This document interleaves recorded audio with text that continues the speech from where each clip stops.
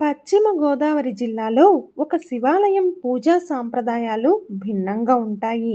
ఇక్కడ శివయ్యకు జలంతో బదులుగా పండ్ల రసాలతో అభిషేకాలు జరుగుతాయి. ఈ ఆనవాయితీ ఇప్పటిది కాదు.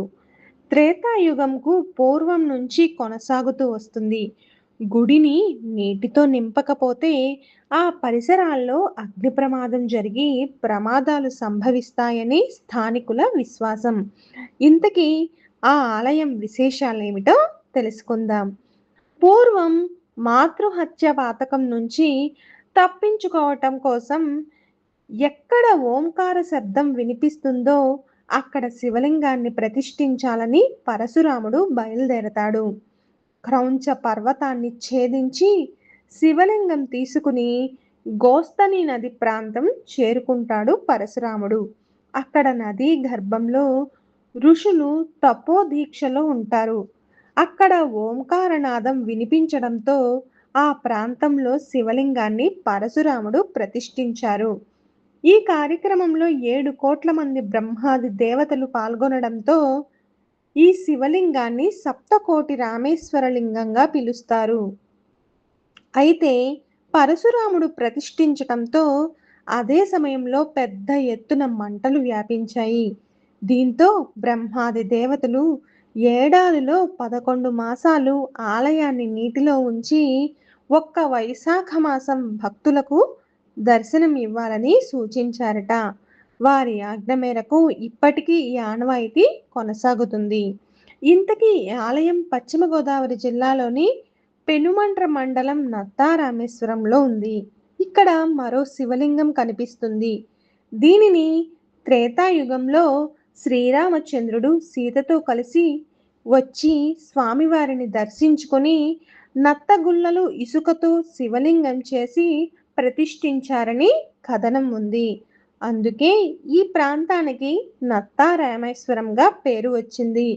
ఇక లక్ష్మణుడు ప్రతిష్ఠించిన మరో శివలింగం కూడా ఉండటంతో ఈ క్షేత్రాన్ని త్రిలింగ క్షేత్రంగా భక్తులు పిలుచుకుంటారు.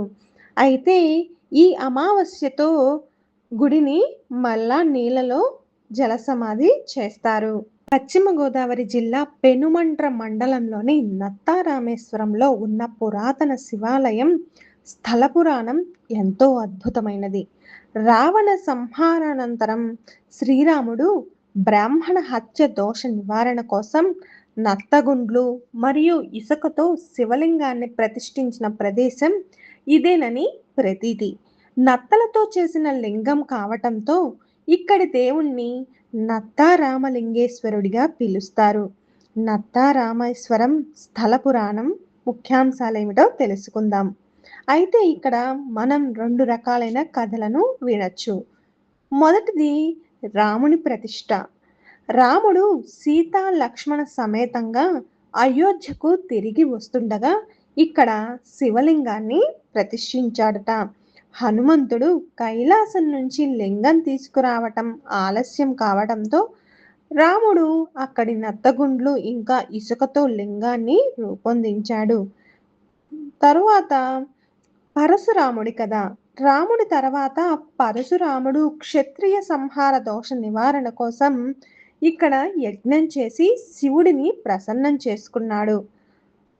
ఇంకొక ముఖ్యమైన విషయం ఏమిటంటే 11 నెలల పాటు జలసమాధి. అంటే ఈ ఆలయంలోని శివలింగం ఏడాదిలో 10 నుండి 11 నెలల పాటు సమీపంలోని గోస్తని నది నీటిలో మునిగి ఉంటుంది.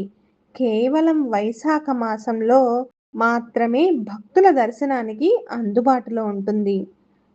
ఈ క్షేత్రంలో రామలింగేశ్వరుడు, లక్ష్మణలింగేశ్వరుడు మరియు జమదగ్ని మహర్షి ప్రతిష్ఠించిన లింగాలు ఒకే ప్రాంగణంలో ఉంటాయి. ఈ ఆలయ ప్రస్తావనం మార్కండేయ పురాణం మరియు వాయు పురాణాలలో కూడా ఉంది. ఈ క్షేత్రం నత్తారామేశ్వరం గ్రామ ప్రజలకి భక్తికి పవిత్రమైన పురాణ ఇతిహాసాలకు నిదర్శనంగా నిలుస్తుంది.